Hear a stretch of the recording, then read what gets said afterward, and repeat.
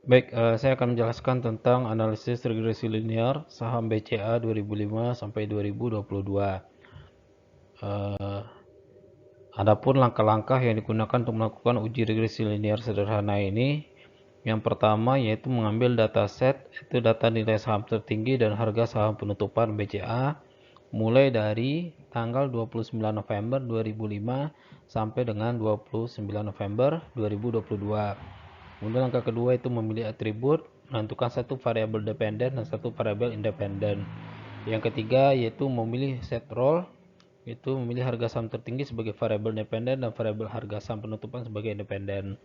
Yang keempat, membagi data testing dan data training pada operator split data. Data training terdapat 80% rasionya dan data testing 20%. Kemudian yang kelima, memasukkan data ke dalam proses linear regresi. 6. Dapatkan model data melalui operator apply model. Dan yang ketujuh, menginput keseluruhan melalui operator performance regression. Baik, nah ini angka pertama yang dilakukan, yaitu mengambil dataset data nilai saham tertinggi dan harga saham penutupan BCA mulai dari 29 November 2005 sampai dengan 29 November 2022 dengan data yang kita ambil dari Yahoo Finance. Nah, ini datanya kita download.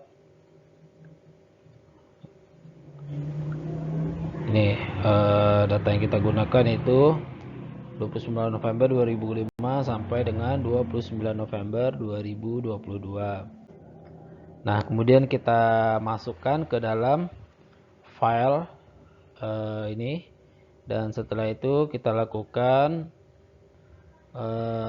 memilih atribut, select atribut ini, dan kemudian dua yang kita pakai yaitu satu harga tertinggi dan satu penutupan.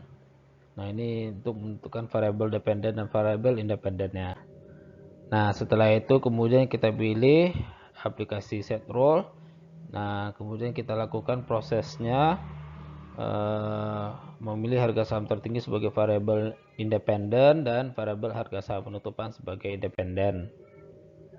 Nah, kemudian setelah itu kita lakukan split data, membagi data menjadi dua, yaitu data testing dan data training pada operator split data. Data training terdapat 0,8 atau 80% dan data testing 0,2 atau 20%. Baik, setelah itu kita masukkan ke dalam aplikasi proses linear regresi. Nah, kita jalankan semuanya sehingga dapat ini hasilnya. Data yang kita dapat setelah dilakukan proses linear regresi. Oke, nah kemudian kita masukkan ke dalam model data melalui operator apply model. Nah, akhirnya dapat kita apply model testing, kemudian juga apply model training. Ini yang training dan ini yang testing. Nah, kemudian kita input keseluruhan data ini melalui operator performance regression. Oke. Nah, ini kita sudah ada performance testing. Nah, kemudian juga ada performance, kita bagi nama ya. Yang ini ada pakai apply model training dan ini apply model testing.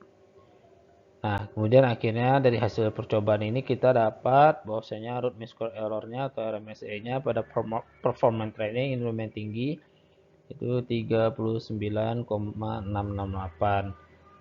Kemudian juga nilai square correlation pada performance training yaitu 1.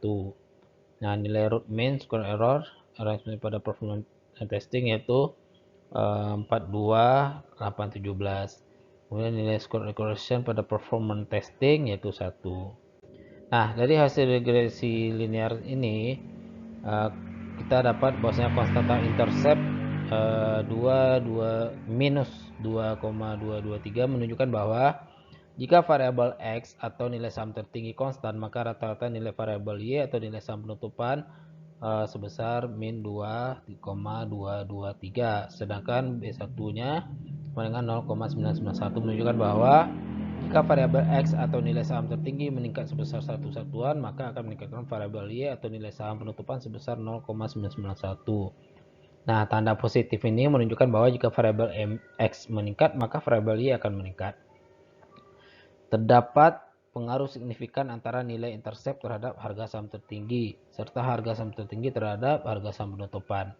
Harga saham tertinggi secara parsial berpengaruh terhadap harga saham penutupan.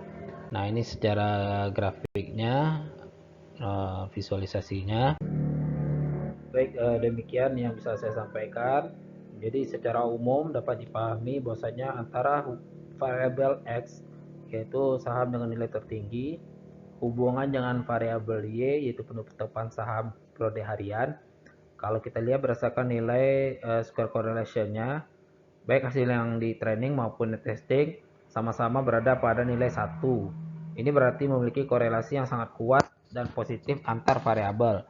Sementara untuk nilai RMSE-nya jauh lebih besar daripada standar nilai yang ada, yakni sebesar pada data trainingnya tadi kita lihat 39,668 dan pada data testingnya ada 42,817.